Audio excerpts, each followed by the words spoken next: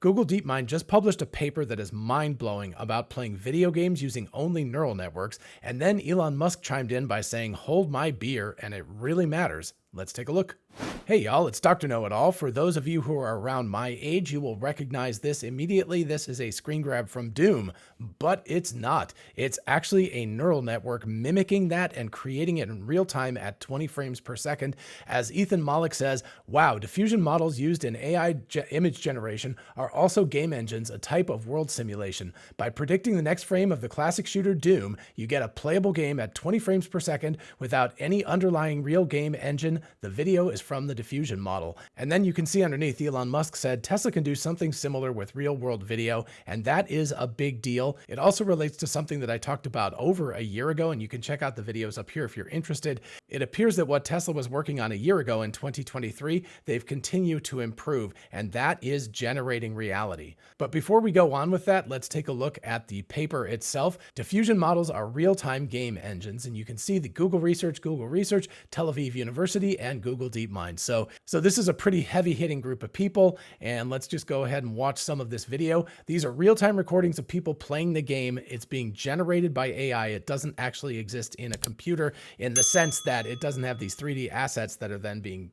displayed as the person is playing. It's actually generating the next frame based on the previous frames plus what the person does. So if they press like the shoot button or something like that, it's either the mouse button or the space bar. I don't know which way. It's been a long time since I played Doom. But anyway, whatever that button is, when they press that trigger, it causes the gun to shoot. And you can see that if you move forward, pressing the forward and backwards arrow keys, you move forward and backward. This door requires a blue key, so it actually knows when you get to a spot that you have to, there's some things that have to happen. Also note that we've got ammo down there and a health meter of 94%, and that actually does go down if you get, beaten up by the aliens and stuff. I don't know that the game end condition actually works. It's unclear whether that happens. I think that green stuff is poison. Yeah, in fact, it actually says poison, and it actually does a good job saying the actual words. But see, now the health is down to 34%. I don't believe it ever, ends the game. Yeah, so there you go. So you can see that it doesn't actually get to the point where it ends the game. And some of the bad guys, when they appear, they kind of fade in and out. There's a little bit. It ain't perfect, okay? That's what I'm saying, but this is incredible. If you're not familiar with what's going on here, let's take a step back. Essentially what's happening is we've moved from something that has 3D assets in it, like a pen and my headphones and me as a person and my glasses and things like that. Those you would model in a 3D environment, right? That's the traditional way of doing it. You make all of those assets and then you build the walls and all that kind of stuff, and then you build a game engine like the Unreal Engine. Of course, back then it was not Unreal, it was much more primitive than that.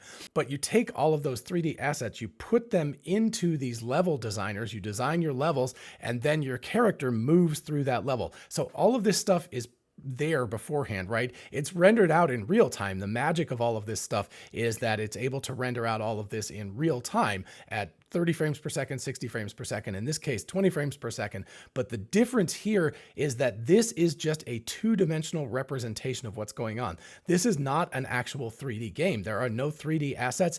It's just the rendered out pixels, right? So you've got your 3D environment, and then when you take an image of it, you're squishing it back down to 2 dimensions. That's what goes on. If you're watching this video right now, you're seeing me like, quote 3D me, but I'm actually just a 2D image on your computer screen.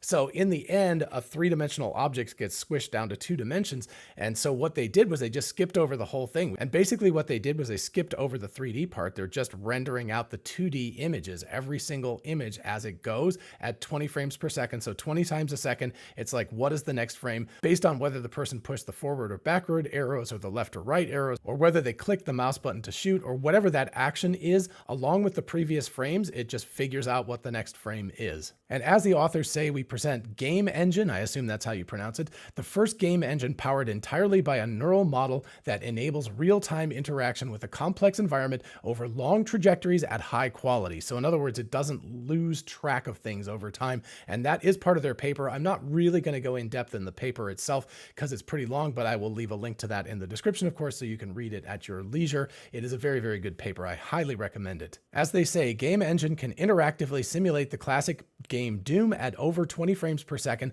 on a single TPU or tensor processing unit. Next frame prediction achieves a PSNR of 29.4, comparable to lossy JPEG compression. In other words, it's not perfect, right? It's very chunky and everything like that, but looks perfect for a mid-1990s game. And then this is really cool. Human raters are only slightly better than random chance at distinguishing short clips of the game from clips of the simulation. In other words, it's passing a Doom Turing test, essentially. Game Engine is trained in 2 phases, and this is the fascinating part. A reinforcement learning agent learns to play the game, and the training sessions are recorded. And 2, a diffusion model is trained to produce the next frame, conditioned on the sequence of past frames and actions. Conditioning augmentations enable stable autoregressive generation over long trajectories. So let's take a look at these 2 stages. There are 2 stages. Number 1 is the data collection via agent play. So the problem is, to record human beings playing enough of these games of Doom would, it would just take forever. So we're going to gamify things. We're going to do the same thing that DeepMind did with AlphaGo, and we're going to allow the computer to essentially play itself. But basically what you're going to do is train an agent. In other words, something that interacts like you on the screen, right? Pushing the buttons and clicking the button to fire the weapons and all that kind of stuff, picking up the weapons that are needed, going and getting the blue key if you need the blue key, all of that kind of stuff. Anyway, you build an agent that replicates a human being through the game environment, and once that agent is built so that it can play the game over and over and over again, you just turn it loose and it can collect millions of human hours of gameplay. You then get this gigantic data set, right? So by recording the episodes, and it's not just the pixels on the screen, but also what buttons are being pushed at those particular times. So all of that becomes the previous frame input, and you record all of that stuff. Then once you've got that, once you've got a giant data set, and once you've got this for Doom, you could do it for other games as well. Another 90s classic like Quake or something would be another perfect environment for this. You just train the agent to do that and collect Quake data as opposed to Doom data. But once you've got that, then you teach a generative model. This is really, really similar to an image generator, right? It's denoising effectively random noise into the next frame. And this is the basic training scenario here. You know what the previous frames are, and you also know the ground truth, which is the next frame after that. So you feed all of this in. Of course, the computer doesn't know what the next frame is. You only feed it the last frames, and you feed it, like, let's say the last 30 frames or something like that. So you're like, here's the last 1 or so seconds. And remember, it's not just the pixels on the screen, but also what buttons are being pushed at the same time. So that all counts as a frame. You feed that in, it predicts what the next frame is going to be using cross-attention features, which are pretty basic to diffusion models. None of this is particularly groundbreaking, except for the fact that it's able to do it at 20 frames a second. That's very impressive. But anyway, it takes the action embedding, it takes the pixels that we've got. So this would be the buttons being pushed. This is the pixels that are actually represented on the screen, puts it through a denoising network, predicts the next frame, and then it's fed back into the system for loss. And it's like, how well did you do? Well, you did a terrible job. So let's go back and change the weights in this denoising network and get it to go better and better and better. And if you feed it millions of hours of gameplay data, it doesn't say exactly, but a lot. You feed it a lot of gameplay data that's been recorded by this RL training agent. When you do that, it actually learns to predict what the next frame is going to be like. So there's no 3D entity here. There's no model. There's no characters. There's no walls. There's no guns. There's none of that kind of stuff. It's all just generating the pixels that look like that within the confines of what the game Doom looked like. And it's actually a very good replication. Still frames and even short video sequences of it, I'm like, yeah, that looks pretty much like Doom. And the paper itself, which was published on August 27th of 2024, in other words, 2 days ago as I record this, you can see that you've got, here's the current screen, right? So this is this frame 1, call it frame 1. The key that's pressed is the move forward key, or probably the front arrow key or something like that. You then move forward, and obviously they're skipping over some frames here and going through more than that. But basically you get to this point, then you get to the open door key press, the door opens, then you get to attack. And when you press the attack button, which I think was the mouse button, it fires the weapon. So you can see it fires the weapon, and then we get another attack and fires the weapon. And then you can see the next frame, it actually explodes the gas can that's there. And so that thing explodes. Then it's, it turns right, sees a bad guy, and then runs backwards so that it's far away and you can see the bad guy there. So this is, this is like every second or two, not every single frame, but that's an indication of what's going on. And again, all of this is just pixel representations. There's no underlying 3D geometry. It's recreating the world from its own internal model of what's going on. And if you think it's just replicating the pixels and not understanding the actual three-dimensional world, you see this little guy right here on the run back. That guy in the video itself, I think this is the same video that I actually saw a sequence of earlier. That guy gets killed earlier in the sequence, right? He shoots him, then runs away, goes and does some other stuff and comes back again. That dude is still there. So it remembers, it actually understands what the three-dimensional world is made of. Now, obviously, Doom's three-dimensional world was always in a computer screen, but you can start to see where being able to do this with reality would be an absolute game changer. And that, of course, is what Elon was talking about. And just before we jump off this paper, look at the comparisons. So world models, GameGAN, and their version. So you can see how much better what they're doing is. This is very, very impressive. And I think it really all comes down to data, because I don't think that the training model, let's see if we go back here, this is not that unique. This is stuff that I've seen before. Now, being able to do it at 20 frames per second, that's pretty darn amazing. But anyway, it is using a TPU. It's not just a standard graphics processing unit. It's not a NVIDIA GPU that you could probably buy. This probably has to be on a high-end computer, but whatever. I mean, we're talking about today. This is the worst it's ever going to be and the least efficient it will ever be. So the odds are within a year or two, we're going to be looking at video games that you can just ask it to create a video game for you, and at least up to graphics from maybe 20, 25 years ago. So, mid to late 1990s, it will be able to generate a video game of that quality level that you can play just based on a text input. You can be like, I want a game that's like Doom, except you shoot bunny rabbits out of your gun and it makes balloons pop up out of the bad guy characters, right? Whatever. You can create it yourself and it will make that game just for you, and you can play it and you can tell it that you want it to be different, something like that. As Matthew Berman says, it's games for an audience of one. I don't think we're that far away from that. This is a very, very distinct move in that direction. And while it'll be a while before it can get to AAA games at 60 frames a second with all sorts of crazy ray tracing and all of that kind of stuff, it's not that far away. And that should scare the hell out of game companies, because these are expensive things, right? They'll spend $100 million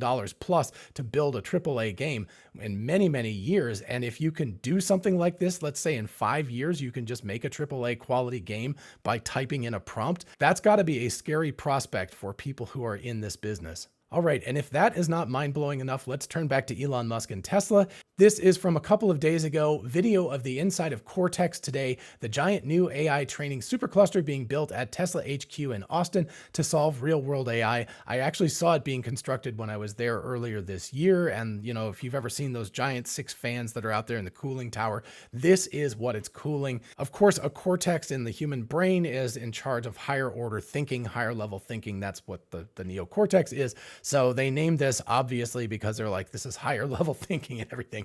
So you can see just how complicated this is. I can't recall how many H100s this is, but I think it's on the order of 50,000 or something like that. And then of course there's all the cabling, all the backplanes, all the power, all the cooling, et cetera, et cetera, et cetera.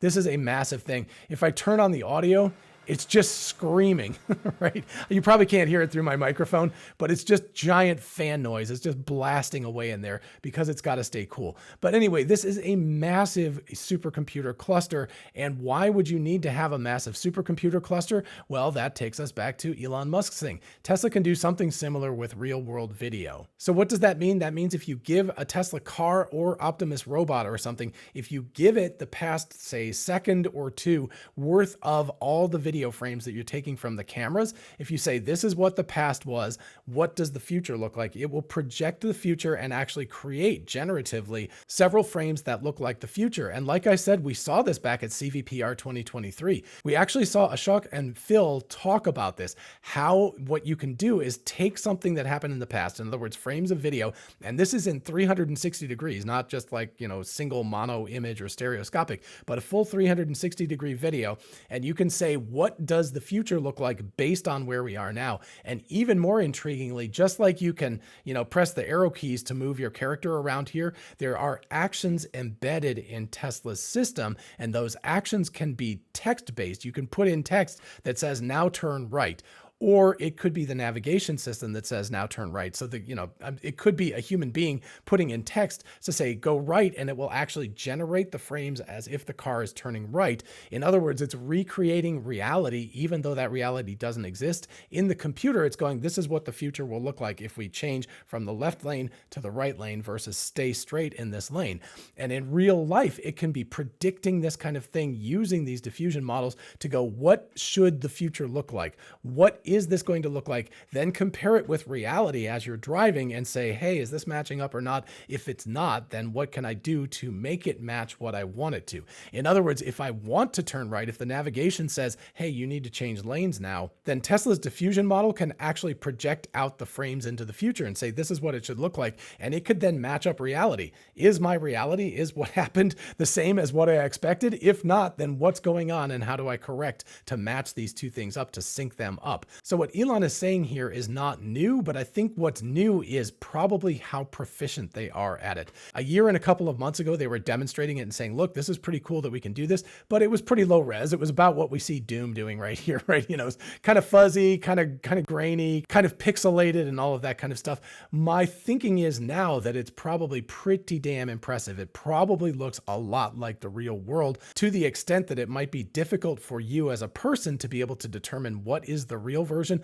versus what is the generated version by Tesla's autopilot. And then let's not forget Optimus. Optimus is similar to full self-driving in the sense that it has cameras and it moves through the world that way, but the output controls, remember a car, you can basically just turn the steering wheel, press the accelerator, or press the brake. So there's really only 3 controls in a car. Many, many interrelated controls in a humanoid robot. Got all the fingers, got the head, got the torso, got the legs. All of those output controls are extremely complicated. But if you can capture the world both in terms of the previous video frames that we've seen, but also commands, like what is the angle of the right elbow or something at that particular moment, and what is the next thing that's supposed to happen? It's supposed to be reaching out to grab a glass or something like that, or a cup, not a glass. Anyway, so it's doing that kind of a thing. So it knows what the intended action is, and it knows where it currently is in space. Plus it has the pixels, it has the video that it's got, the surround video of what's going on. You take all of that stuff together, embed it into a history, give it a couple of seconds worth of that history, and then say, please generate what the world will look like and where your limbs will be over the next several frames. So what you might see from a point of view is what's around it, but then also you'd see like the fingers in the view and the tumbler, all of that kind of stuff would actually come into view, and it would be like, yeah, here. And then also here is all of the outputs of joint angles and things like that that will create that future that I want to be in. And then you can place that into reality and you can sync it up and say, is this matching up with what's actually happening or not? And remember, with both full self-driving and Optimus, this needs to happen in real time on the order of 30 frames per second or faster. And it appears that Tesla is able to do that, including with hardware 3 now, before everybody who got, 12.5.1.5. Anyway, hardware 3 has been upgraded to get the latest in full self-driving, an amazing achievement by Tesla's FSD team to do that. So while this Doom paper is amazing and impressive, what Tesla is doing is even more impressive. And let's not forget that it's also doing it on mobile computers. So, these guys are using TPUs and everything to do this at 20 frames per second, whereas Tesla is operating at 36 frames per second on a mobile chip that's sitting in your car running on a battery, not on a wall outlet. So what Tesla is doing here is incredibly impressive. And I really hope that they have another AI day or something where they'll show all this stuff off in more detail, because what they're doing, I think, will blow people's minds even more than this video of people playing Doom that's being rendered out by neural networks. So all in all, I hope you agree with me that this is all super impressive stuff. The fact that we're going to be able to play video games that we can actually create through text prompts relatively soon, probably within the next couple of years, is incredible. And the fact that Tesla's full self-driving and their Optimus robots are recreating actual reality, not just video game reality, but actual reality, and projecting what the future will look like and what their actions will be, is even more impressive. So that's what I've got for all of you. Let me know in the comments what you think about this, whether you're as impressed as I am. You can tell I'm pretty darn impressed. And while you're down there, if you don't mind liking and subscribing, that really helps out the channel. I'd love to get to 100,000 subscribers someday, and you guys can help me out with that. So thank you so much, and I will see you in the next video. Bye-bye.